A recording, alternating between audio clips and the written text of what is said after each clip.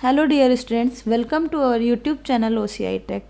सो आज हम लोग अपना ओ लेवल का फोर्थ मॉड्यूल थिंग्स IoT का सेकेंड चैप्टर जो बचे हुए उसके क्वेश्चंस हैं 25 उनको कवर करते हैं। सो विदाउट टाइम वेस्टिंग हम लोग अपने क्वेश्चन पे जाते हैं। हम लोग ने लास्ट वीडियो में क्वेश्चन नंबर 1 to 25 कवर कर रखा था।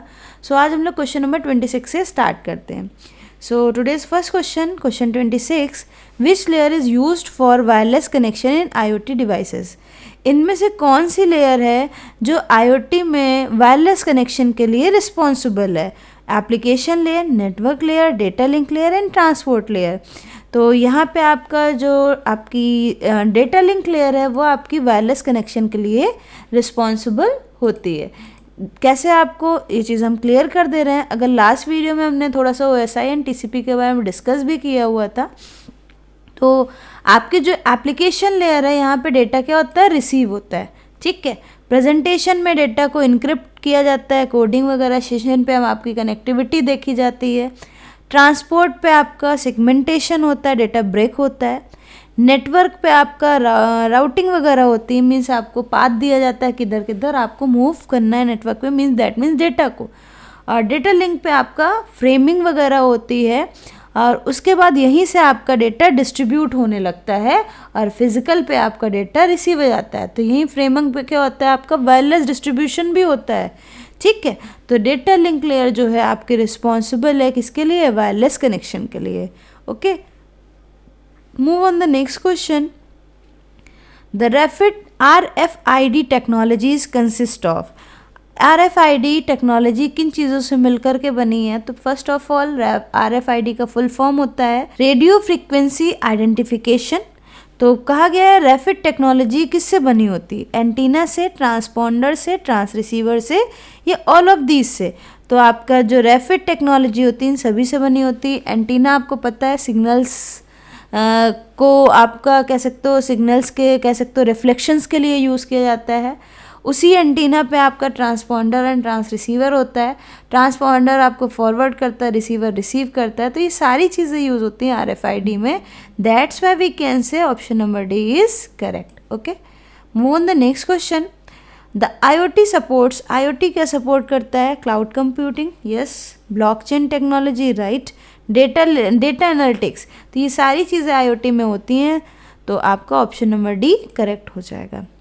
Move on the next question. IoT supports dash communication. IoT इनमें से किस टाइप के कम्युनिकेशन को सपोर्ट करता है? Wired and wireless, wireless, none of this. तो IoT में दोनों कनेक्शंस होते हैं, वायर्ड भी और वायरलेस भी। तो आपका ऑप्शन नंबर बी करेक्ट होगा। B is right answer.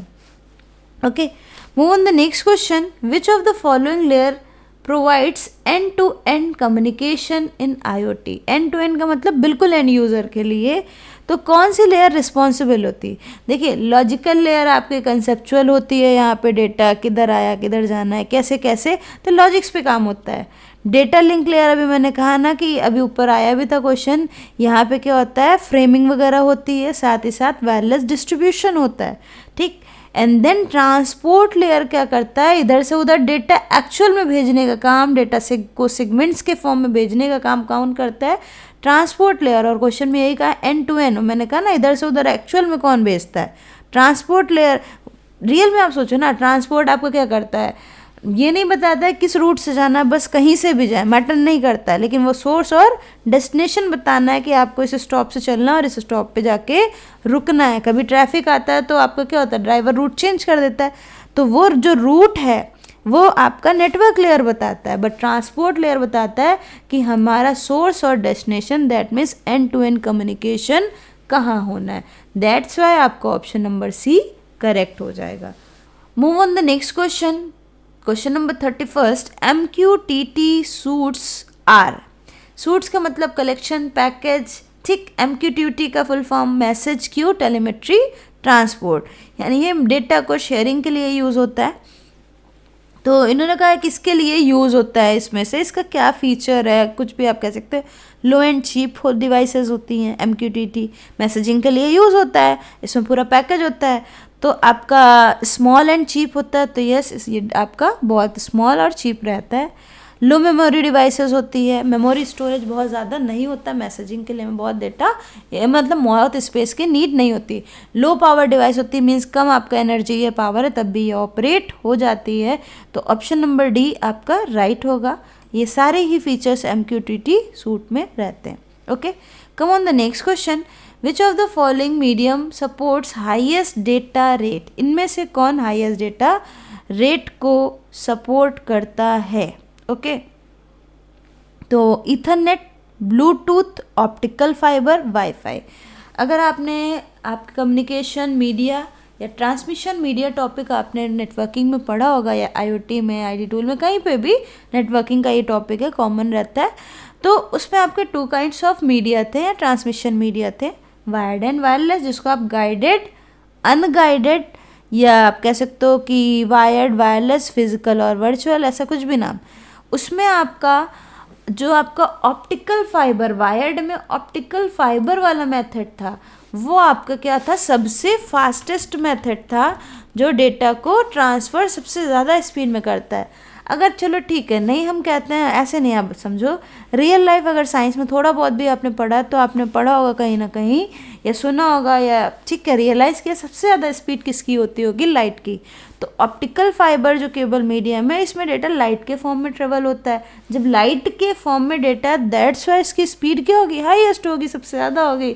तो आपका ऑप्टिकल फाइबर में आपका हाईएस्ट डेटा ट्रांसमिशन रेट रहता है। Option number C is correct.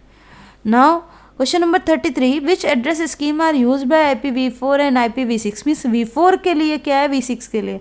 अब ये कॉम्बिनेशन तो बहुत सारे दे रखे हैं, तो फर्स्ट वाला V4 के लिए जो दिया होगा, सेकेंड वाला V6 के लिए दिया होगा।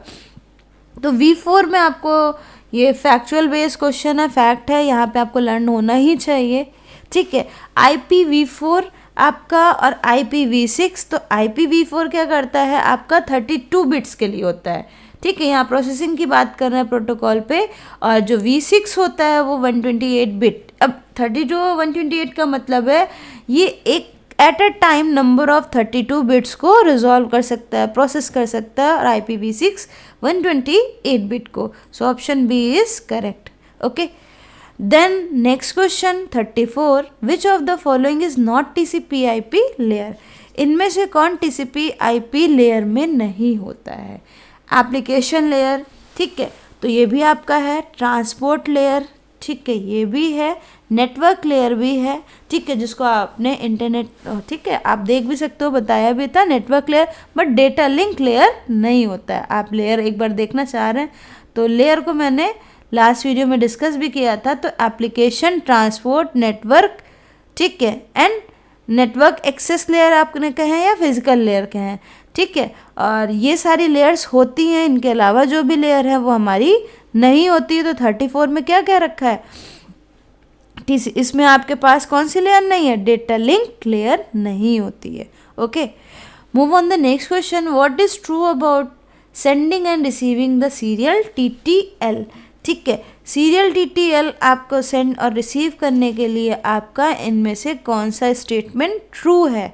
ठीक है, सेंडिंग और रिसीविंग पॉइंट से। तो पहली बात तो TTL का फुल फॉर्म पता होना चाहिए।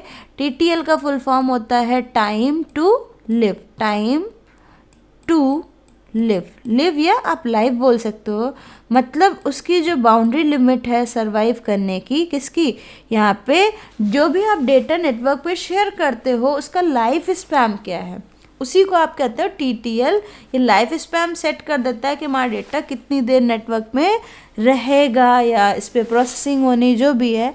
तो वही कहा गया, जब आप मैसेज सेंड करते हो या रिसीव करते हो सीरियल TTL सिग्नल के थ्रू, तो आपका इनमें से कौन सा आपका स्टेटमेंट करेक्ट होगा? सो ऑप्शन है at least 1 serial port is there, केवल एक ही सीरियल पोर्ट होता है तो नहीं, आपका बहुत सारे CPU में आप नोटिस कीजिए बहुत सारे पोर्ट्स होते हैं।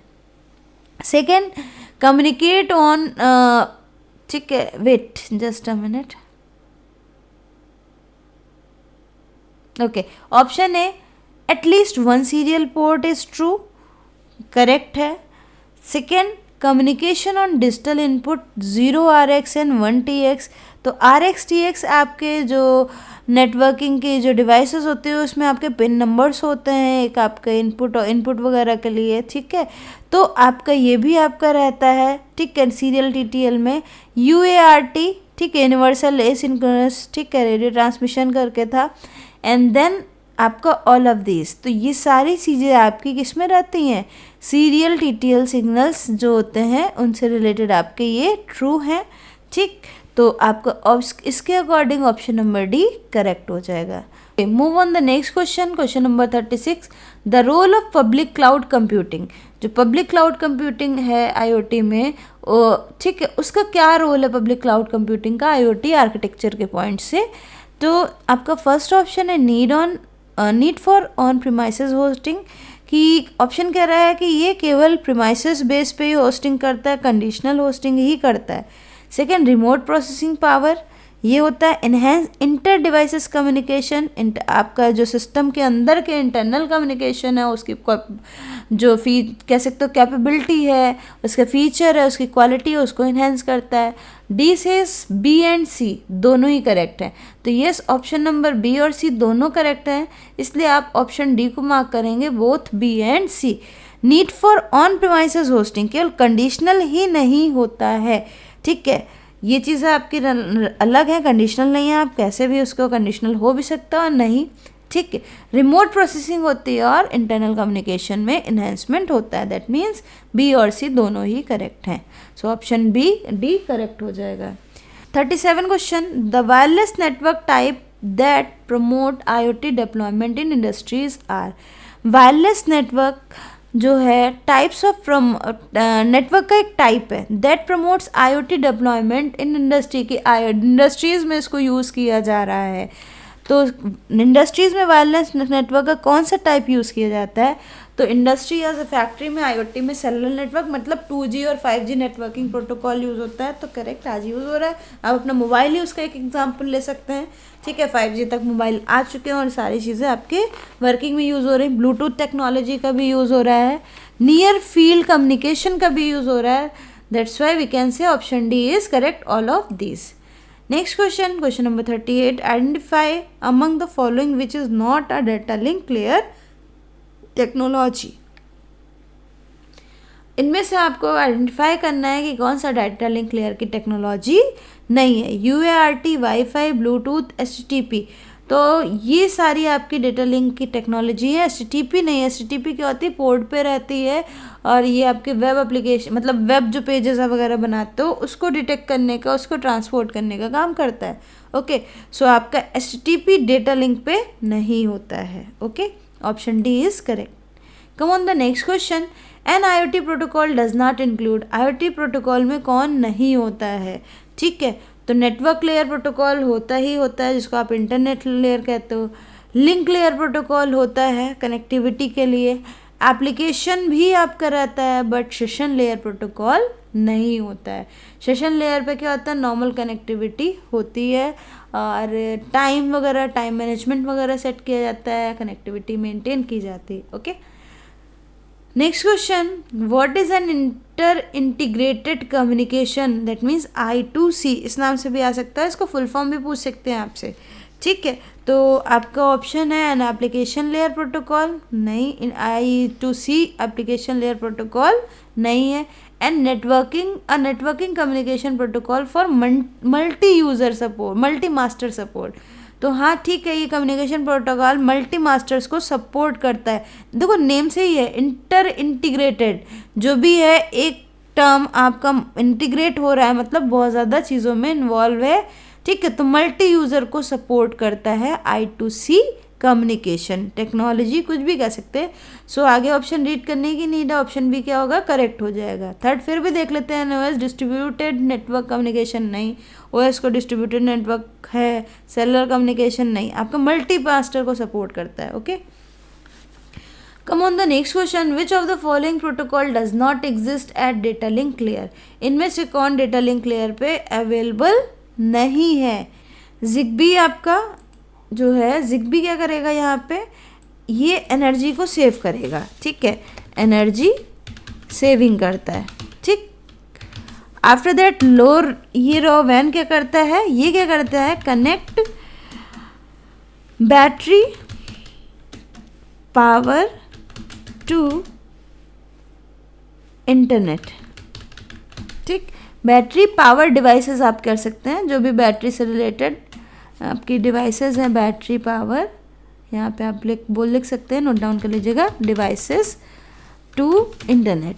तो सेकेंड आपका लो इसका ये हो जाएगा।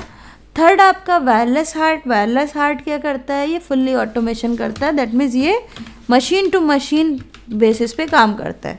ठीक है, और लास्ट क्या है, सिक्योर MQTT। तो MQTT के बारे में मैसेज की ठीक है, तो ये क्या करता है, आपका डेटा को सिक्योरली डेटा इधर उधर शेयर करता है। बट क्वेश्चन में कहा गया है कि आपका जो है प्रोटोकॉल्स एग्जिस्ट नहीं करता डेटा लिंक लेयर पे। तो डेटा लिंक पे कौन नहीं होता है, सिक्योर MQTT। ये क्या करता है, डेटा ट्रांसमिशन आपका करता है, सिक्योरिटी के साथ करता है। ओके, और डेटा लिंक पे क्या होता है, फ्रेमिंग वगैरह होता है, डेटा वायरलेस टेक्नोलॉजी के फॉर्म में डिस्ट्रीब्यूट होता है। ये चीज़ अभी ऊपर के क्वेश्चन में मैंने डिस्कस की थी कि डेटा लिंक पे क्या होता है, फ्रेमिंग और वायरलेस डिस्ट्रीब्यूशन होता है डेटा का। Okay, move on the next question. IoT devices are vulnerable to attack and threats. One of them the cryptanalysis attack, that means कह रहा है IoT devices vulnerable to attacks and threats. IoT devices better होती हैं attacks और threats से बचने के point से। One of them crypto analysis. Crypto analysis क्या होता है, क्रिप्टोग्राफी एक टर्म होता है। क्रिप्टोग्राफी का मतलब जहाँ डेटा का इनक्रिप्शन और डिक्रिप्शन किया जाए, मीन्स कोड और डिकोड किया जाए। ठीक है, तो क्रिप्टो एनालिसिस का यही मतलब है कि इस प्रोसेस को एनालाइज करना, कोड करना, डिकोड करना। तो ऑप्शन के अकॉर्डिंग यहाँ पे कह रहा है बाय रिकवरिंग इनक्रिप्शन, तो होता है। ठीक है, इंजेक्ट मैलिशियस कोड डाले जाते हैं। ठीक है, वल्नरेबल क्या कहा है, IoT device vulnerable to attack and threats. ठीक है, तो ये इंजेक्ट मैलिशियस कोड नहीं डाले जाते हैं यहाँ पे। ठीक है, find cipher to break the encryption, ये चीज़ आपको पता होनी चाहिए। ठीक है, होता क्या, देखिए साइफर टेक्स्ट क्या होता है, इसको शॉर्ट में क्रिप्टोग्राफी को हम डिस्कस कर लेते हैं। मान ली एक सेंडर है, एक रिसीवर है। ठीक, इधर इसने हाय बोला और इसको कोई कोडिंग फॉर्म में 1 2 3 सुनाई दिया। ठीक है, ये 1 2 3 कोडेड फॉर्म है। तो ये प्लेन टेक्स्ट है आपका और ये आपका कोडेड टेक्स्ट है। ठीक है, तो प्लेन से जब कोडिंग में कन्वर्ट करते हो इस प्रोसेस को बोलते क्या है, इनक्रिप्शन। क्या कहते हैं, इनक्रिप्शन। और जो प्लेन मैसेज होता है इसी को आप क्या बोलते हैं, साइफर टेक्स्ट कहते हैं। प्लेन मैसेज क्या होता है, साइफर टेक्स्ट होता है। ठीक है, एंड जो आपका कोडेड है वो तो फिर है ही एनक्रिप्टेड डेटा। तो प्लेन मैसेज को आप साइफर टेक्स्ट कहते हो। ठीक, और इस प्रोसेस को प्लेन टू कोडेड फॉर्म जो कर रहे हैं तो ये इनक्रिप्शन कहा जाएगा। जब रिसीवर साइड गया तो रिसीवर इसको फिर से प्लेन मैसेज में कन्वर्ट करेगा। ठीक है, तो इस प्रोसेस को डिक्रिप्शन कहा जाएगा। तो क्वेश्चन में कहा गया है find cipher to break encryption. ठीक है, तो साइफर को पता करेगा। इनक्रिप्शन क्या था, कोडेड मैसेज था। अब इस कोड को जब ब्रेक करेंगे, बोला ना ब्रेक द इनक्रिप्शन, तो कोड को जब ब्रेक किया, ब्रेक का मतलब डिकोड किया।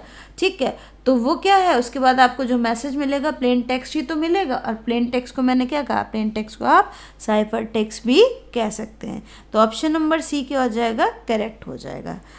Okay, come on the question number 43, in which message format is statue line present. इनमें से किस मैसेज फॉर्मेट में स्टैचू लाइन प्रेजेंट होती है, रिस्पॉन्स मैसेज में नहीं, रिक्वेस्ट मैसेज में नहीं, दोनों में। जब दोनों में नहीं तो बोथ भी गलत, ना ही रिक्वेस्ट में ना ही रिस्पॉन्स में। इसमें स्टैचू लाइन प्रेजेंट नहीं होता है।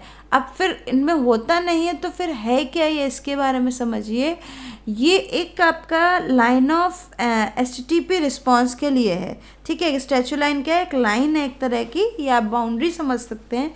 एक बाउंड्री है HTTP के रिस्पॉन्स के लिए। ठीक है, अब वो कैसा आपका रिस्पॉन्स देगा, इसके पास एक पोर्ट होगा। ठीक है, या इसके पास आप कह सकते हो कुछ कोड होते हैं। ठीक, वो कोड आपका क्या होता है, आप बेसिकली कोड एक होता है HTTP, आप नोट डाउन भी कर सकते हो ये क्वेश्चन।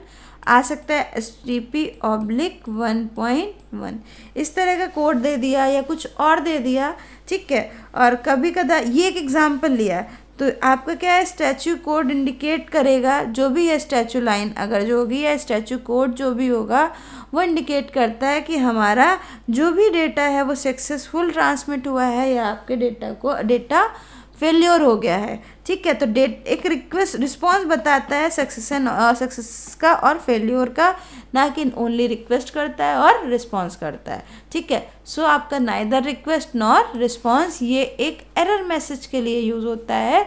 स्टैचू लाइन प्रेजेंट, ठीक है, या statue line format is use for showing error message. Okay, come on the next question. WOT web of things reduce the dash HTTP load overload overhead over return. तो overhead होगा, क्यों होगा, what is overhead? Overhead means आपका time कम लगे, और दूसरा इसको आप कॉम्प्लेक्सिटी बोल सकते हैं, ठीक है। तो ओवरहेड का मतलब है आपकी कॉस्ट कम लगे, और दूसरा आपका, ठीक है, टाइम भी कम लगे, और आपका जो उसका स्ट्रक्चर है या आप कह सकते हो मैनेजमेंट फीचर है वो बहुत कॉम्प्लेक्स ना हो। तो टाइम को आप कॉम्प्लेक्सिटी बोल सकते हो, कॉस्ट बोल सकते हो। तो ओवरहेड के रिड्यूस होता है WOT में, reduces the overhead of HTTP का ओवरहेड उतना ज़्यादा नहीं होता है, सारी चीज़ें रिड्यूस फॉर्म में होंगी। ओके, ऑप्शन सी क्या हो जाएगा correct. Option question number 45 which layer of the OSI model does not data compression. इनमें से कौन से लेयर पे डेटा कंप्रेशन नहीं होता है? तो ऑप्शन आपका network, option B data link, then physical, then presentation. तो प्रेजेंटेशन लेयर पे कंप्रेशन नहीं होता है। अगर आप स्टार्टिंग लेयर ध्यान दें, प्रेजेंटेशन पे data application, then presentation, application में डेटा रिसीव होता है और प्रेजेंटेशन में डेटा आपका कोडेड फॉर्म में होता है, रिप्रेजेंटेशन होता है, बट यहाँ पे कंप्रेशन नहीं होता है। Okay, move on the next question. Which application layer protocol is responsible for machine to machine communication in restricted environment. एक रिस्ट्रिक्टेड इन्वायरमेंट में मशीन टू मशीन या ऑटोमेशन के साथ कौन सा प्रोटोकॉल काम करता है? तो बार बार हम लोग अभी पढ़ते हैं MQTT प्रोटोकॉल, ठीक है। यहाँ पे MQTT का full form message queue telemetry transport होगा। Option A is correct. Next question. This output signal is feedback so that it subtract from input signal. मान लीजिए कोई डेटा था, आपने इधर सेंड किया, ठीक है। अब यही आउटपुट एज अ फीडबैक जब इनपुट गया तो आप क्या करते हो, आपके आउटपुट से इनपुट को क्या कर सकते हो, यहाँ पे क्या रहा है ना, सब्ट्रैक्ट, फीडबैक है जो, और इट सब्ट्रैक्ट मतलब फीडबैक जो आउटपुट आया है वो सब्ट्रैक्ट क्या होता है फ्रॉम इनपुट। तो आप इनपुट से आउटपुट वाले को माइनस कर दोगे, फिर वो एज अ इनपुट, जब इनपुट से आउटपुट को माइनस करोगे तो क्या होगा, वो निगेटिव फीडबैक देगा जब आउटपुट से इनपुट डेटा, ठीक है। तो ऑप्शन ए क्या होगा, करेक्ट हो जाएगा। तो आपका निगेटिव फीडबैक मिलेगा। After that next question. The wireless battery free sensor design to record environment material temperature is. Wireless battery जो होती है उसमें फ्री सेंसर डिज़ाइन, ठीक है, to record environmental material temperature, जो भी इन्वायरमेंट में मटेरियल है, ठीक है, ये सेंसर में रिकॉर्डिंग वगैरह है, उसके लिए आप कौन सा डिवाइस या कह सकते हो वायरलेस बैटरी सेंसर कौन सा यूज़ करते हैं इनमें से। तो ये थोड़ा सा फैक्ट बेस्ड क्वेश्चन है, तो इसका ऑप्शन आप डायरेक्ट देख लीजिए, RFM3200। ये सेंसर आपका फ्री है, ये डिज़ाइन करता है इन्वायरमेंटल जो मेटल है, ठीक है, उनका टेम्परेचर मेजर करता है। Okay, next question number 49। The IoT temperature monitoring is related to, ठीक, इनमें से IoT टेम्परेचर मॉनिटरिंग किससे रिलेटेड है? Analog to digital conversion. Yes, IoT में मान लिया प्रेशर, ये एनालॉग आया, प्रेशर के बाद आपको रीडिंग लिख कर आ रही, वो डिजिटल है, तो एनालॉग टू डिजिटल है। प्लस टाइम सेविंग होता है, जिससे कि यहाँ पे आप सेव टाइम करता है ओवरऑल, ठीक है। After the real time system होता है, लाइव ट्रांजेक्शंस वगैरह, लाइव डेटा ट्रांसमिशन, ये सारी चीज़ें होती हैं। तो ऑल ऑफ दीज क्या हो जाएगा, correct. Last question. Which is best for internet connected thermostat, ठीक है। तो थर्मोस्टेट आपको पता होना चाहिए, थर्मोस्टेट क्या है, एक एनर्जी कंजम्पशन स्टेट है, ठीक। तो इसमें आपका कौन सा इंटरनेट कनेक्टेड थर्मोस्टेट है बेस्ट? सारी आपकी इंटरकनेक्टेड थर्मोस्टेट है, ठीक है, अलग अलग आपके हैं, बट इसमें से पूछा बेस्ट कौन है, तो बेस्ट आपकी नेस्ट नाम का है। थर्मोस्टेट में होता क्या है, ये आपका एनर्जी को रिड्यूस करता है, मतलब एनर्जी सेव करता है। सो आज के हम लोग के 25 क्वेश्चन कवर होते हैं। नेक्स्ट वीडियो में हम लोग चैप्टर नंबर 3 को कवर करेंगे। ओके, अगर कोई क्वेश्चन क्लियर नहीं होता है देन आप वीडियो को पॉज करके दोबारा से देखें। इफ़ इन फ्यूचर अगेन आपको ना क्लियर हो तो आप कमेंट सेक्शन में अपनी क्वेरी पुट कर सकते हैं और हम कोशिश करेंगे आपके सारे क्वेश्चंस का, सारी क्वेरी का रिस्पांस कमेंट के थ्रू दे सकें। अगर वीडियो अच्छी लगी हो तो आप लाइक कर सकते हैं, कमेंट, शेयर और सब्सक्राइब कर सकते हैं। Okay, thanks for watching.